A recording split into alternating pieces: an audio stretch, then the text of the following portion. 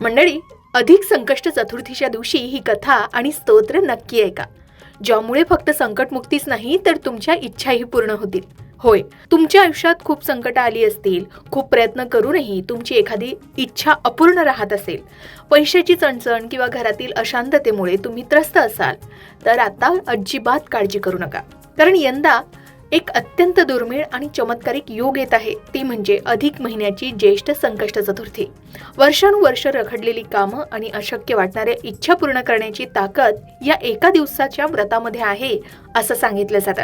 आज आपण या पवित्र दिवसाची एक अशी सत्यकथा आणि एक महामंत्र पाहणार आहोत, जो तुमचं नशीब बदलू शकतो. म्हणून व्हिडिओ शेवटपर्यंत पहा, कारण बाप्पा तुमच्या हाकेला नक्कीच धावून येईल. चला तर मग या पवित्र दिवसाची एक सुंदर आणि मन हेलावून टाकणारी कथा ऐकूया. एका गावात एक अतिशय गरीब ब्राह्मण दाम्पत्य राहत होतं. ते दोघेही रात्रंदिवस बाप्पाची भक्ती करायचे, पण त्यांच्या नशिबात एवढं दारिद्र्य होतं की घरात कधी कधी खायला अन्नही नसायचं. मनातील इच्छा तर दूरच, पण रोजचं दुःख सुद्धा सहन करणंही त्यांना कठीण झालं होतं. पण म्हणतात ना, जिथे खरी भक्ती असते तिथे देव स्वतः चालून येतो. एके रात्री त्या गरीब ब्राह्मणाच्या स्वप्नात साक्षात भगवान श्री गणेश आले. बाप्पाच्या चेहऱ्यावरील ते तेज पाहून ब्राह्मणाचे डोळे भरून आले. बाप्पा अत्यंत मायेने म्हणाले, हे भक्ता, घाबरू नकोस, आता तुझ्या दुःखाचे दिवस संपणार आहेत. या अधिक महिन्यात येणारी जी संकष्ट चतुर्थी आहे, तिचे व्रत तू आणि तुझ्या पत्नीने पूर्ण श्रद्धेनं करा. दिवसभर उपवास करून रात्री चंद्रदर्शनानंतर माझी पूजा करा आणि ही कथा ऐका. तुझ्या सर्व मनोकामना पूर्ण होतील. दुसऱ्याच दिवशी ब्राह्मणानं आपल्या पत्नीला हे स्वप्न सांगितलं. बाप्पाच्या शब्दांवर पूर्ण विश्वास ठेवून त्यांनी अधिक महिन्यातील संकष्ट चतुर्थीचं व्रत केलं. दिवसभर मुखात फक्त गणपती बाप्पाचं नाव घेत संध्याकाळी पूजा केली. चंद्रदेवाचं दर्शन घेऊन त्यांना अर्घ्य दिलं आणि मनोभावे बाप्पाची प्रार्थना केली. आणि मंडळी, पाहता तर काय चमत्कार झाला.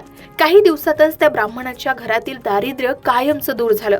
उत्पन्नाचे नवे मार्ग खुले झाले आणि अनेक वर्षापासून अपूर्ण राहिलेल्या त्यांच्या सर्व इच्छा बाप्पानं एका क्षणात पूर्ण केल्या. त्यांचं घर आनंदानं आणि वैभवानं भरून गेलं. ही बातमी जेव्हा गावभर पसरली, तेव्हा गावातील प्रत्येकाने हे व्रत करायला सुरुवात केली आणि ज्याच्या त्याच्या आयुष्यातील संकट दूर झाली असं सांगितलं जातं. या कथेतून बाप्पा आपल्याला 3 महत्त्वाचे संदेश देतात. श्रद्धा आणि विश्वासानं केलेलं व्रत कधीही वाया जात नाही, ते नेहमी फलदायी ठरतं. दुसरं म्हणजे श्री गणेश हे विघ्नहर्ता आहेत. ते आपल्या भक्तांचे प्रत्येक संकट स्वतःवर घेतात. आणि सर्वात महत्त्वाचं म्हणजे अधिक महिन्यात येणारी ही संकष्ट चतुर्थी विशेष पुण्यदायी आणि चमत्कारिक मानली जाते. आता अधिक महिन्यात येणाऱ्या या गणेश चतुर्थीच्या दिवशी आपण ही कथा ऐकाच.